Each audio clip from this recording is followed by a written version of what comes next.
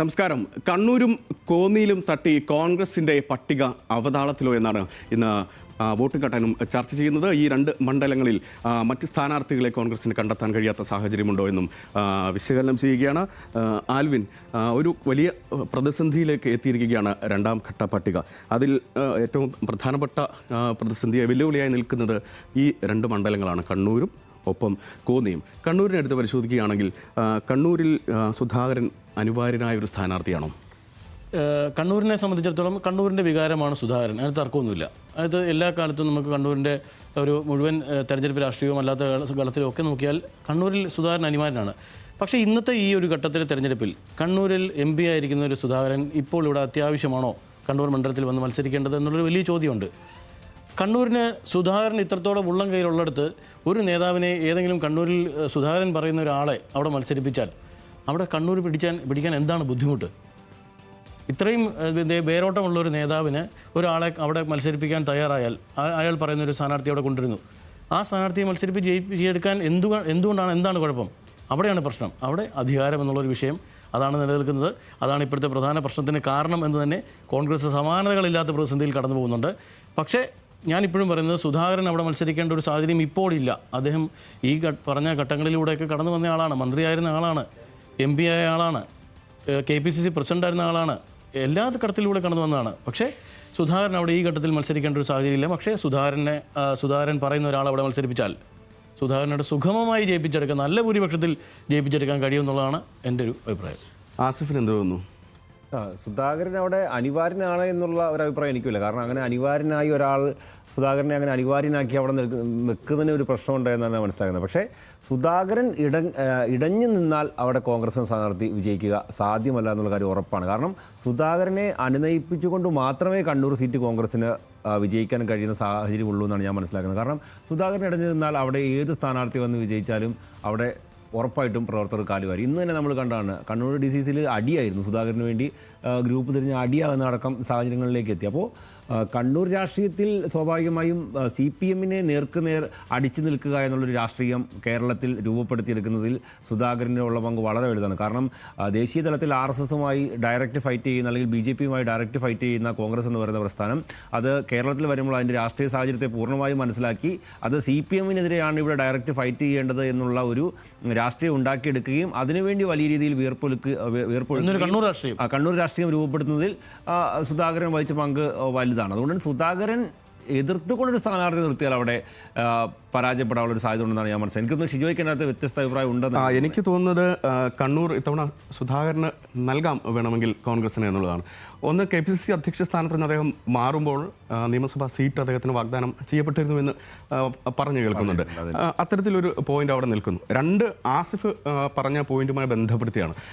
അത് കണ്ണൂർ രാഷ്ട്രീയവുമായി നമ്മൾ എടുത്ത് പരിശോധിക്കുമ്പോൾ കണ്ണൂരിൽ CPMനെതിരെ വളരെ അഗ്രസീവായി പോരാട്ടം നയിച്ചു വരുന്ന ഒരു ആളാണ്. മണ്ഡലത്തിലെ അണികളെ, പ്രവർത്തകരെ, ഈ പറയുന്ന അദ്ദേഹത്തിൻ്റെ ഒരു അഗ്രസീവ് പൊളിറ്റിക്സ് ആണല്ലോ സുധാകരൻ എല്ലാ കാലഘട്ടത്തിലും വളരെ അതിരൂക്ഷമായ പ്രതികരണങ്ങളും ആ രൂപത്തിലുള്ളൊരു പോരാട്ടം നയിച്ചു വന്ന ഒരാൾ. അദ്ദേഹത്തിന് നൽകാം. പകരം ആരെന്നുള്ളൊരു ചോദ്യം കൂടി അവിടെ വരുന്നുണ്ട്. സുധാകരന് പകരം കണ്ണൂരിൽ ആരെയും മത്സരിപ്പിക്കുക, പകരം റിജിൽ മാക്കുറ്റിയെ മത്സരിപ്പിക്കാൻ പോകുന്നത് കോൺഗ്രസ് എന്നുള്ളൊരു ചോദ്യം അവിടെയുണ്ട്. രണ്ട്, UDFൻ്റെ ഒരു കോട്ട തന്നെയാണ്. കടന്നപ്പള്ളിയാണ് 2 തവണയായി ജയിച്ചു വരുന്നത്. എങ്കിലും അവിടെ ലീഗിന് വളരെ വലിയ സ്വാധീനമുള്ള ഒരു മണ്ഡലമാണ്. അവിടെ ലീഗിന് സമ്മതനായിട്ടുള്ള ഒരു നേതാവാണ് സുധാകരൻ. അത്തരത്തിലൊക്കെ പരിശോധിക്കുമ്പോൾ സുധാകരൻ പരിഗണിക്കപ്പെടാം. ഇത്രയും വലിയൊരു പ്രതിസന്ധിയിലേക്ക് ഇത് നീട്ടിക്കൊണ്ടു പോകേണ്ട ഒരു ആവശ്യമുണ്ടായിരുന്നോ എന്നുള്ളതാണ്. ദിവസങ്ങളില്ല, ഇനി 20 ദിവസം ഇനി ആകെ ശേഷിക്കുന്നത്. അപ്പോൾ ഒരു ചോദിച്ചാൽ ആ സുധാകരൻ, അതായത് കണ്ണൂരിൽ ആ പാർട്ടിയെ അങ്ങനെ വളർത്തിക്കൊണ്ട് വന്നതെന്ന് പറഞ്ഞ സുധാകരൻ തന്നെ ഈ പാർട്ടിയെ വെല്ലുവിളിച്ചാപ്പറെ തകർക്കല്ലേ? ഈ അധികാരമോഹം വളരെ ഷാഫി പറമ്പിലിൻ്റെ ഒരു ബൈറ്റ് ഞാൻ നല്ല ശ്രദ്ധിക്കുന്നുണ്ടായിരുന്നു.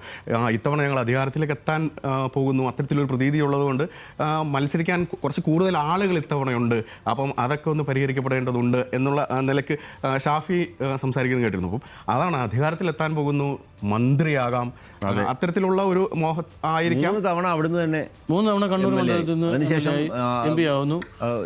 മറ്റേ അബ്ദുള്ളക്കുട്ടിയെ കൊണ്ടുവന്ന് അവിടെ അത്ഭുതം സൃഷ്ടിച്ചു.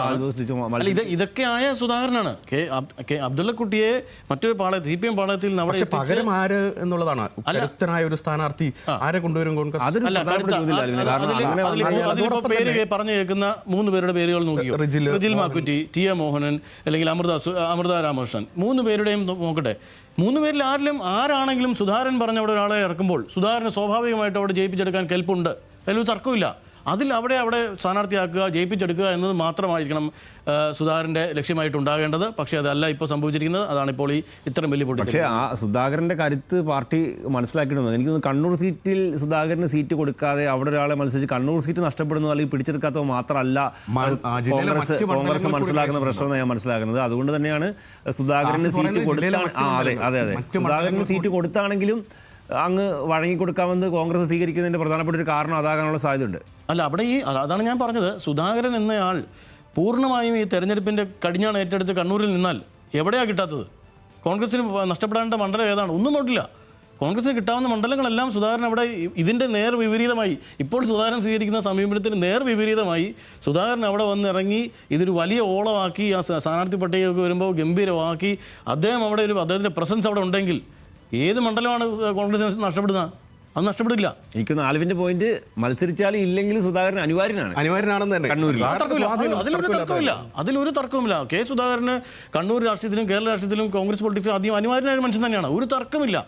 അദ്ദേഹം ഉറപ്പായും ഇതിനൊക്കെ മുൻപന്തിയിൽ പട നയിക്കുന്നുണ്ടായിരുന്നെങ്കിൽ ഒരു പ്രശ്നവും ഉണ്ടാകാതെ ഇവിടെ സജീവമായി കണ്ണൂരിൽ ഒരു പ്രശ്നങ്ങളും ഇല്ലാതെങ്കിൽ. വേറൊരു കാര്യം വെച്ചാൽ ഇവരൊക്കെ എന്ന് വെച്ചാൽ ഒരു കാലത്ത് മറ്റേ പതിറ്റാണ്ടുകളായി രാഷ്ട്രീയം തൊഴിലാക്കിയ ആളുകൾക്കെതിരെ പോരാടിക്കൂടി വളർന്നു വന്ന ആൾക്കാരല്ലേ. കാരണം നിങ്ങൾ തന്നെ മത്സരിച്ചാൽ പോരാ എന്നും ഞങ്ങൾക്ക് യുവാക്കൾക്കും അവസരം വേണമെന്നും പറഞ്ഞ് വളർന്നു വന്ന നേതാക്കൾ കൂടിയാണ് ഇവരൊക്കെ തന്നെ. പക്ഷേ ഇവരും ആ കാലഘട്ടത്തിലെത്തിയപ്പം ഇവരും ആ പഴയ തലമുറയുടെ സ്വഭാവം കാണിച്ചതുകൊണ്ട് വലിയ പ്രശ്നങ്ങളില്ലേ? അല്ല, അവിടെയാണ് പ്രശ്നം. കോന്നിയിലേക്ക് വരുമ്പോഴോ? കോന്നിയിലേക്ക് വന്നാലും ഇപ്പോൾ ഈ പാർലമെൻറ്റ് MP-മാരായിട്ടുള്ള ആളുകൾ മത്സരിക്കേണ്ടതില്ല എന്നൊരു തീരുമാനം സംസ്ഥാന നേതൃത്വം സ്വീകരിക്കുകയും KPCC തലത്തിൽ സ്വീകരിക്കുകയും അത് നേരിട്ട് ദേശീയ നേതൃത്വത്തെ അറിയിക്കുകയുമായിരുന്നു. അതിൽ കുറ്റകരമായൊരു മൗനം KC വേണുഗോപാലിൻ്റെ പക്ഷത്ത് ഒന്നും ഉണ്ടായിട്ടുണ്ട് എന്നുള്ളതാണ് എൻ്റെ ഒരു കണക്കുകൂട്ടൽ. കാര്യം അദ്ദേഹം മത്സരിക്കാനില്ല എന്ന് പറയുന്നത് വളരെ ചുരുങ്ങിയ നാളുകൾക്ക് മുമ്പാണ്. എന്തുകൊണ്ട് ആ മെസ്സേജ് നേരത്തെ കൊടുത്തിരുന്നില്ല? അദ്ദേഹം മത്സരിക്കുന്നില്ല എന്നുള്ളൊരു മെസ്സേജ് നേരത്തെ കൊടുത്തിരുന്നുവെങ്കിൽ ഈ പ്രശ്നങ്ങളൊന്നും ഇവിടെ ഉണ്ടാവില്ല. സ്വാഭാവികമാണ്. അടൂർ പ്രകാശ് മത്സരിക്കണമെന്ന് പറയുന്നു. അടൂർ പ്രകാശിനും ഇതേ തന്നെയല്ല. അടൂർ പ്രകാശ് എത്രയോ തവണ അവിടെ ജനപ്രതിനിധിയായ ആളാണ്. 5 തവണ അല്ലേ? 5 തവണ ജനപ്രതിനിധിയായ ആളാണ്. അവിടെ അടൂർ പ്രകാശ് പറയുന്ന ഒരാളെ ഇതുപോലെ കൊണ്ടവിടെ നിർത്താൻ സാധിച്ചുവെങ്കിൽ അവിടെ അടൂർ പ്രകാശിനെ ജയിപ്പിച്ചെടുക്കാൻ ഒരു പ്രശ്നവുമില്ല. കോൺഗ്രസിൽ അവിടെ ജയിപ്പിച്ചെടുക്കുന്നതിന് ഒരു പ്രശ്നവുമില്ല. ഇതൊക്കെ മനസ്സിലാക്കാത്ത ആ മണ്ഡലത്തിൽ എനിക്ക് ശക്തനായ അല്ലെങ്കിൽ ഒരു ശക്തമായ മത്സരം കാഴ്ചവെക്കാൻ കഴിയുന്ന ഒരാൾ അടൂർ പ്രകാശ് തന്നെയല്ലേ? ജനീഷ് കുമാർ വളരെ പൊതുസമ്മതനായ ഒരാളാണ്. മണ്ഡലത്തിൽ കേന്ദ്രീകരിച്ച് എനിക്ക് ഞാൻ പറയുന്നത് കോന്നി മണ്ഡലം തിരിച്ചു പിടിക്കണമെങ്കിൽ അടൂർ പ്രകാശ് മത്സരിക്കേണ്ടതെന്നാണ് എനിക്ക് വ്യക്തിപരമായ അഭിപ്രായമുള്ളത്. പക്ഷേ കോന്നി മണ്ഡലം അടൂർ പ്രകാശിനെ പോലുള്ള സ്ഥാനാർത്ഥി മത്സരിച്ചില്ലെങ്കിൽ കോന്നി മണ്ഡലം UDFന് തൊടാൻ കഴിയില്ല. കാരണം നേരത്തെ ഉണ്ടായിരുന്ന അടൂർ പ്രകാശ് വിജയിച്ചുകൊണ്ട് വന്നിരുന്ന കോന്നി അല്ല ഇപ്പോഴത്തെ കോന്നി. ജനീഷ് കുമാർ കോന്നിയിലുണ്ടാക്കിയിരിക്കുന്ന ഒരു ജനകീയത എന്ന് പറയുന്നത് നമുക്ക് ചിന്തിക്കാൻ കഴിയില്ല. നമ്മൾ മാധ്യമങ്ങളൊക്കെ വലിയ വിമർശനം ഉന്നയിച്ചിട്ടുണ്ടല്ലോ.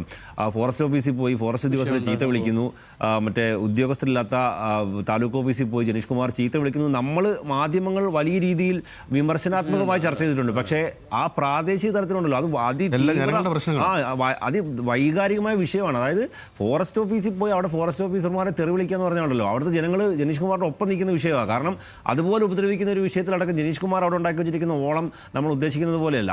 അതുകൊണ്ട് തന്നെ അവിടെ ഈ ഒരു ഘട്ടത്തിൽ ജനീഷ് കുമാറിന് മത്സരം കൊടുക്കണമെങ്കിൽ അടൂർ പ്രകാശിനെ അപ്പുറത്തേക്ക് നല്ലൊരു സ്ഥാനാർത്ഥിയില്ലാന്ന അഭിപ്രായക്കാരാണ് ഞാൻ. അല്ലാതെ ആര് വന്ന് മത്സരിച്ചാലും അവിടെ ഒരു മത്സരം പോലും കൊടുക്കാൻ നിലവിലത്തെ സാഹചര്യത്തിൽ കോന്നിയിൽ UDFന് കഴിയത്തില്ല. പിന്നെ അടൂർ പ്രകാശ് MP സ്ഥാനം രാജിവെച്ച് വരുന്നത് എന്നുള്ള വിമർശനം നമുക്ക് ഉന്നയിക്കാം. പക്ഷേ അടൂർ പ്രകാശ് ആ മണ്ഡലത്തിൽ ഉണ്ടാക്കിയെടുത്തിട്ടുള്ള ഒരു ഓളമുണ്ടല്ലോ. ഒന്നാമത് അടൂർ പ്രകാശിൻ്റെ പിതാവെന്ന് പറഞ്ഞാൽ SNDPയുടെ വലിയ മുതിർന്ന നേതാവായിരുന്നു. ആ ഒരു വലിയ സമുദായത്തിൻ്റെ പിന്തുണയുണ്ട്. പിന്നെ കോന്നിയുടെ ഒരു രാഷ്ട്രീയം എന്ന് പറയുമ്പം SNDP ക്രൈസ്തവ വോട്ടുകൾ, നായർ വോട്ടുകൾ, അങ്ങനെയാണ് അതിൻ്റെ ഒരു ക്രമം വരുന്നത്. അപ്പോൾ അപ്പോൾ ഒരു SNDP സ്ഥാനാർത്ഥി അല്ലെങ്കിൽ ഒരു ഈഴവ സ്ഥാനാർത്ഥി തന്നെ വരുന്നതായിരിക്കും സ്വാഭാവികമായിട്ടും അവിടെ ഗുണം ചെയ്യുക എന്നുള്ള കാര്യത്തിൽ സംശയമൊന്നുമില്ല. ഇപ്പോൾ പരിഗണിക്കുന്നത് ഈഴവ സ്ഥാനാർത്ഥിയാണ്. ഈ കഴിഞ്ഞ 2 തവണയായി ഈഴവ സ്ഥാനാർത്ഥിയാണ് ഇപ്പോൾ ഈ ജനീഷ് കുമാർ ആസിഫ് പറഞ്ഞു ഈ വോട്ട് ശതമാനം ഉയർത്തിയതും ഈ രണ്ടാമത്തെ തവണ 6% വോട്ട് വർദ്ധിപ്പിച്ചാണ് രണ്ടാം തവണ ജനീഷ് അവിടെ ജയിച്ചത്. അടൂർ പ്രകാശിന്റെ അവകാശവാദത്തിനൊരു ഇതുണ്ട് കേട്ടോ. അവകാശവാദത്തിന് പുള്ളിക്കൊരു ബലമുണ്ട്. കാരണം ഞാൻ ഇറങ്ങിയപ്പോൾ മണ്ഡലം നഷ്ടപ്പെട്ടു, ഞാൻ നിലനിർത്തിയ മണ്ഡലമാണ്. അങ്ങനെ പുള്ളി പറയുന്ന വാദഗതികൾക്ക് പുള്ളിക്ക് സാധൂകരിക്കാൻ കഴിയുന്ന ഡേറ്റ വെക്കാൻ പുള്ളിയുടെ മുമ്പിലുണ്ട്. കാരണം 6 തവണ നമ്മൾ മനസ്സിലാക്കണം. അല്ല, ഈ 6 തവണ മത്സരിക്കുമ്പോൾ അടൂർ പ്രകാശിനെ ആ മണ്ഡലം എത്രത്തോളം അടുത്താണ് നിൽക്കുന്നത് അടൂർ പ്രകാശുമായി. അപ്പോൾ അടൂർ പ്രകാശ് എന്താ ചെയ്യാൻ കഴിയുക? ഒരു സ്ഥാനാർത്ഥി അവിടെ ഇറക്കി അടൂർ പ്രകാശ് അവിടെ കണ്ണൂരിലെ അതേ നിലപാടാണ് മുന്നിൽ നിൽക്കട്ടെ.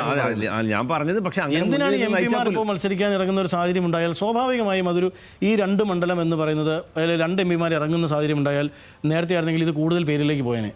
കൂടുതൽ MP-മാർ മത്സരിക്കുന്ന സാഹചര്യം ഉണ്ടായാൽ കോൺഗ്രസിന് വലിയ തിരിച്ചടി ഉണ്ടാക്കും. ജനം മണ്ടന്മാരല്ലല്ലോ, പഴയ പോലെ അല്ലല്ലോ ജനം ചിന്തിക്കുന്നത്. അല്ല, ഉറപ്പായിട്ടും മത്സരിച്ച തിരിച്ചടി ഉണ്ടാകാനുള്ള സാധ്യത കൂടുതലാണ്. പക്ഷേ ഞാൻ പറഞ്ഞത് ഈ 2 പേര് സുധാകരൻ്റെ കാര്യമാണെങ്കിൽ അടൂർ പ്രകാശിൻ്റെ കാര്യമാണ് നമ്മൾ നോക്കുന്നത്. 2006 99 സീറ്റിൽ നിന്ന് UDF കടപുഴകി പോയൊരു കാലത്തും പിടിച്ചു നേതാക്കന്മാർ 2 പേര്. അതുകൊണ്ട് ആ രാഷ്ട്രീയ ഭൂമികയിൽ അവർക്ക് വലിയ പിൻബലവും സ്ഥാനവും ഒരു തർക്കമില്ല കാര്യത്തിൽ. കോൺഗ്രസിന് അനിവാര്യമായ നേതാക്കൾ തന്നെയാണ് രണ്ടുപേരും കോൺഗ്രസിന് 2 വിധത്തിൽ അല്ലെങ്കിൽ അവരുടേതായ സ്ഥലങ്ങളിൽ ഗംഭീരമായി നേതൃത്വമുള്ളവരാണ്. ഷിജോയ്ക്ക് എന്ന് തോന്നുന്നത് അടൂർ പ്രകാശ് നിർത്തിയ ഒരു സ്ഥാനാർത്ഥിയാണെങ്കിൽ അവിടെ ജയിക്കുമോ? എനിക്ക് തോന്നുന്നില്ല. അടൂർ പ്രകാശ് നേരിട്ട് ഇറങ്ങണം എന്നുള്ളത് തന്നെയാണ് എൻ്റെ ഒരു. സതീഷ് കൊച്ചുപറമ്പിൽ എന്ന ആളുടെ പേരാണ് അടൂർ പ്രകാശ് മത്സരിക്കണമെന്നാണ് ഞങ്ങൾ പറയുന്നത്. അല്ലെങ്കിൽ ജനീഷിന് നേരിടാൻ പറ്റുന്ന ഒരു സ്ഥാനാർത്ഥിയെ കൊടുക്കാൻ നിലവിൽ പറ്റില്ല എന്നാണ് ഞങ്ങളുടെ അഭിപ്രായം. പക്ഷേ ആൽവിന് അതിൻ്റെ എതിരഭിപ്രായം ഉണ്ടായിരിക്കാം. കാരണം മറ്റേ ഇപ്പം പറയുന്ന സ്ഥാനാർത്ഥികൾ എതിരഭിപ്രായം ഉണ്ടായിരിക്കാം. പക്ഷെ ഞാൻ പറയുന്നത് പഴയ കോന്നിയല്ല കോന്നിയെന്നും ജനീഷ് എന്ന് പറയുന്ന ജനീഷ് ആദ്യം മത്സരിച്ച ജനീഷ് അല്ല, രണ്ടാമത് വന്നപ്പോൾ കുറച്ചുകൂടി വരുമ്പോൾ ജനീഷ് കൂടുതൽ മണ്ഡലത്തിൽ ജനകീയനാണ്. ആത്യന്തികമായി ഒന്നേ ഉള്ളൂ, ഡു ഓർ ഡൈ സിറ്റുവേഷൻ ആണ് UDF. അതെ, ട്രബിൾ ഷൂട്ടർമാരില്ല എന്നുള്ളൊരു പ്രശ്നം കോൺഗ്രസിനെ സംബന്ധിച്ച് ഇത്തരം ക്രൈസിസിലുണ്ടെന്ന് തോന്നുന്നല്ലേ ഇപ്പോൾ? അത് വളരെ വ്യക്തമായി. ഇത്തവണത്തെ ഈ സ്ഥാനാർത്ഥി ചർച്ചയിലേക്ക് ഇത്രത്തോളം തട്ടി നിൽക്കുന്ന സമയത്ത് ട്രബിൾ ഷൂട്ടർമാരായിട്ടില്ല എന്നുള്ളതിൻ്റെ വലിയ പ്രശ്നം നിലനിൽക്കുന്നുണ്ട്. സുധാകരനെ ഒന്ന് പറഞ്ഞ് മനസ്സിലാക്കാൻ, അല്ലെങ്കിൽ സുധാകരൻ എതിരിടുന്ന സതീശനോ സുധാകരൻ എതിരിടുന്ന മറ്റൊരാളോ ഒക്കെയായി സംസാരിച്ച് മറിഞ്ഞ് മനസ്സിലാക്കി അതൊരു കുഴപ്പമില്ലാത്ത സ്ഥിതിയിലേക്ക് കാര്യങ്ങൾ കൊണ്ടെത്തിക്കാൻ കോൺഗ്രസിൽ ഇപ്പോൾ ഒരു മുതിർന്ന നേതാവില്ല. നമ്മളിന്ന് കണ്ട് AK ആൻ്റണി സജീവ രാഷ്ട്രീയത്തിൽ നിന്ന് മാറി നിൽക്കുന്ന AK ആൻ്റണി പോലും രംഗത്ത് വരേണ്ടി വന്നു. അദ്ദേഹവുമായി ഫോൺ വിളിച്ച് സംസാരിക്കുന്നു, അദ്ദേഹത്തോട് പറയുന്നു ഈ ഇത്തരത്തിൽ 3ാമത് പിണറായി സർക്കാരിന് അവസരമുണ്ടാക്കി കൊടുക്കരുതെന്ന് പറയുന്നു.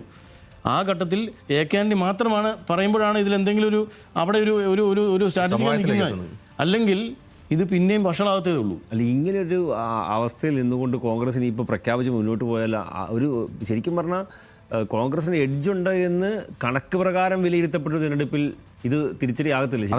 20 ദിവസമാണ് ഇതൊക്കെ 2 ദിവസം കഴിയുമ്പോൾ ഈ സ്ഥാനാർത്ഥി പട്ടിക വന്ന് 2 ദിവസം കഴിഞ്ഞാൽ ഇവരെല്ലാവരും ഫീൽഡിലാണ്. ഇതൊക്കെ 20 ദിവസമൊക്കെ ധാരാളം ഇടയിലേക്ക് ഇറങ്ങി അത്രത്തോളം പിന്നെ ഭരണവിരുദ്ധ വികാരം ഉണ്ട് എന്നുള്ള ജനം തന്നെ ഇനിയിപ്പോൾ ദിവസമില്ല എന്നുള്ള ഈസ്റ്റർ വരുന്നു. ഇത്തരത്തിൽ തീരെ സമയമില്ലാത്തൊരു സാഹചര്യമുണ്ട്. ഇവർക്ക് സജീവമായ പ്രചാരണത്തിലേക്ക് പോകാൻ പറ്റാത്തൊരു സ്ഥിതിയുണ്ട്. പ്രതീക്ഷിച്ചതിനേക്കാൾ നേരത്തെയാണ് തെരഞ്ഞെടുപ്പ് വന്നത്. വേണ്ടത്ര മുന്നൊരുക്കമില്ലാതെയാണ് കോൺഗ്രസിനെ സംബന്ധിച്ച് അവർ സ്ഥാനാർത്ഥി ചർച്ചകളിലേക്ക് പോവുകയും ചെയ്തത്. അപ്പോൾ ഈ സമയമില്ലായ്മ ഒരു തിരിച്ചടി തന്നെ അല്ലേ എന്നാണ് ഞാൻ ചോദിക്കുന്നത്. സമയമില്ലായ്മ ഇത്തവണ പൊതുവെ സമയം കുറവാണെന്നുള്ളത് എല്ലാ മുന്നണികൾക്കും അതൊരു വലിയ വിഷയം തന്നെയാണ്, ഒരു തർക്കമില്ല കാര്യത്തിൽ. പക്ഷേ ഇപ്പോൾ കോൺഗ്രസിൻ്റെ സ്ഥാനാർത്ഥി പട്ടിക നീളുന്നത് കൊണ്ടാണ് ഇതൊരു ഇന്ന് പ്രഖ്യാപനം ഉണ്ടായി. നാളെ മുതൽ സജീവമായി ഇവരെല്ലാം രംഗത്ത് വന്നാൽ ഇതൊക്കെ തീരാവുന്ന പ്രശ്നമില്ല. 2 ദിവസം കഴിയുമ്പോൾ നാളെങ്കിലും വന്നില്ലെങ്കിൽ ഉണ്ടല്ലോ സ്ഥാനാർത്ഥി പട്ടികയിൽ ഇന്നുണ്ടാവും. അതൊക്കെയാണ് നമുക്കറിയാൻ കഴിയുന്നത്. പക്ഷേ എങ്ങനെയെങ്കിൽ ഒരു വിസ്മയം എന്ന് പറഞ്ഞാൽ കോൺഗ്രസ് സ്വയം അങ്ങ് വിസ്മയമായി. വിസ്മയം പലതുണ്ടായല്ലോ, വിസ്മയം പലതുണ്ടായില്ലേ? കമ്മ്യൂണിസ്റ്റ് പാർട്ടിയിൽ എന്താ സംഭവിക്കുന്നത്? ഇതുവരെ കാണാത്ത കേൾക്കാത്ത കേട്ടുകേൾവികളും കാഴ്ചകളും ഒക്കെയാണ് കണ്ടുകൊണ്ടിരിക്കുന്നത്. എത്ര പേരാണ് പുറത്തു വരുന്നത്? എത്ര പേരാണ് പാർട്ടിക്കെതിരെ സമാന ആരോപണങ്ങൾ ഉന്നയിച്ചൊക്കെ പുറത്തു വരുന്നത്? അവരെ പലരെയും പിന്തുണയ്ക്കുകയും സീറ്റ് കൊടുക്കുകയും ചെയ്യുന്നത് അത് ഗുണം ചെയ്യുമോ? അത് തീർച്ചയായും ഗുണം ചെയ്യും.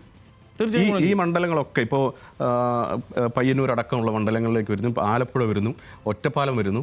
ഈ മണ്ഡലങ്ങളൊക്കെ ഈ സ്ഥലങ്ങളിൽ അവിടുത്തെ പാർട്ടി പ്രവർത്തകരുണ്ട്, നേതാക്കന്മാരുണ്ട്. ഇപ്പോൾ അലോഷ്യസ് ഒക്കെ പിണങ്ങി മാറി നിൽക്കുന്നു. ഇപ്പം രാജി പിൻവലിച്ചു എന്ന് പറയുന്നു. ഇപ്പോൾ അലോഷ്യസിനൊക്കെ പോലെ ചെറുപ്പക്കാർക്ക് കൊടുക്കാവുന്ന മണ്ഡലങ്ങളോ സീറ്റുകളോ ആണ് ഇത്തരത്തിൽ ഈ വിസ്മയം എന്ന് പറഞ്ഞ് പോയി വീട്ടിലായിരിക്കുന്നതാണ് എനിക്ക് തോന്നുന്നത്. ഇത്തവണ അങ്ങനെ ഒരു സാധ്യതയ്ക്ക് പോകാൻ സമയമില്ല. ഇത്തവണ എങ്ങനെയും ഉറപ്പിക്കുക എന്നുള്ളതാണ്. ഏതായാലും നമുക്ക് വോട്ടും ഘടനയുടെ സമയമായി. ഏതായാലും വേഗത്തിൽ തന്നെ കോൺഗ്രസ് പട്ടിക പ്രഖ്യാപിച്ച് സജീവമായി പ്രചാരണത്തിലേക്ക് ഇറങ്ങും എന്ന് തന്നെ പ്രതീക്ഷിക്കാം. വോട്ടും ഘട്ടനം സമാപിക്കുകയാണ്.